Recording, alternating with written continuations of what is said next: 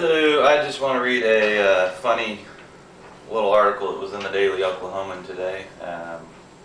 Printed it up from their online site. Didn't buy a paper, never do. The strange title of this column, I'll show you so you believe me. NBA team reaches deal with local radio station. How nice. Let me read it to you. Clay Bennett, the chairman of Oklahoma City's NBA franchise, announced that the team will broadcast its games on the sports animal, WWLS FM 98.1. We're real excited, Bennett said.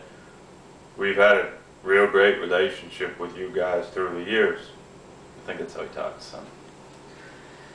The sports animal broadcasts all 82 regular season games this season. The team also has not announced a broadcasting team, so it'll be, some guys. We haven't made a final decision on the talent, Bennett said. Matt Pinto did play-by-play and color commentary during the Sonics games, but Bennett said that may be reevaluated, which could include the addition of a color commentator. I bet I know what color he'll be based on Bennett's. Never mind, I don't want to get into that.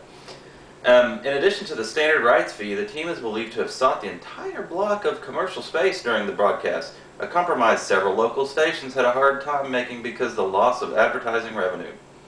WWLS is believed to have become a more attractive option for the NBA team because of its national appeal as an FM station and strong wattage, which allows for reach more people. Earlier this month, WWLS moved from 97.9 and upgraded its signal to 31,000 watts. The signal was another good timing issue, Bennett said. Okay. The day of the vote, I went up to Citadel headquarters and talked to Mike Steely, one of the broadcasters, asking him if myself and another person who had bought the 200, well, at the time it was only $125 million tax on the people of Oklahoma City. And he said to me that, he just kind of looked at me and said, don't repeat this. I don't care. He said the higher-ups at Citadel came to us early on and said that there could be no argument, no debate over this matter. And it made sense because there wasn't any, except for one courageous man, Jack Mildren, who was on their sister station, 9:30 a.m. He's gone now, and he passed a couple months ago. It seems like things like that always happen. The good, I think there's a song that only the good die young. No, anyway, very sad. But the thing about this, which alarms me the most, is that the headline, NBA team reaches deal with local radio station. It is not a local radio station. Citadel is based in Nevada. A Nevada corporation is going to benefit off of the things that the people of Oklahoma City, funded and worked for, and got our own team now. Was sold on the fact that we're going to be, great things are going to happen. It's going to be good for the economy. No, here's what's going to happen. Citadel, their stock was $24 in 2004. As of this moment, it's 95 cents a share. This is a pitiful company with disastrous leadership, horrible executives, and you know what? Obviously, they're going to try to, improve things. So how are they going to do that? By using markets of scale, they're going to price every local advertiser out of the market. It's going to be impossible, except for maybe some horse's ass car dealer, that sells, fancy cars. And God, depressing. Anyway, if a local radio station had gotten the broadcast rights, they could have, cheaper ad rates. Local companies could advertise, local restaurants, businesses, people could hear about them, they could go, the city could do well. Forget about it. This is all just a bunch of crap. So anyway, pretty soon there's going to be a TV station, and we have one local TV station here, Channel 9. Also have a little rinky-dink Channel 53, which is owned in part by the some friends of Aubrey McClendon, another part of the ownership group of the basketball team.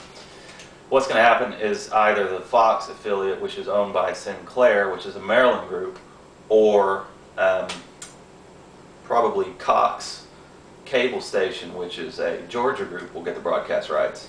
Same thing will happen. You know, outside entities will advertise on, and you know, so this is, you know, kind of like what happened in Iraq. You know, they had a perfectly serviceable constitution. We go in, make them change their constitution so outside entities can benefit.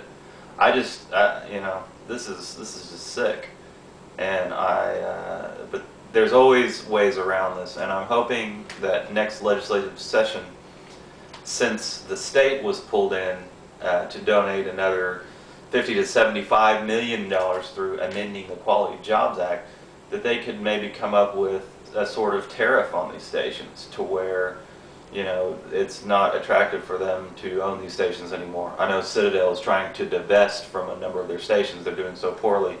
Go to finance.google.com, type in CDL, and read some things about this pitiful, pitiful company. They are, I mean, it's got to be run by children. No offense to children, by grown-ups that snort coke and who knows what they do. Just stupid people. I don't know what's going on. Actually, I do. There's a book that came out in the 80s called Belly Up about the oil bust and banking bust in Oklahoma City in the 80s, and unfortunately, it's about to all happen again. Stay tuned.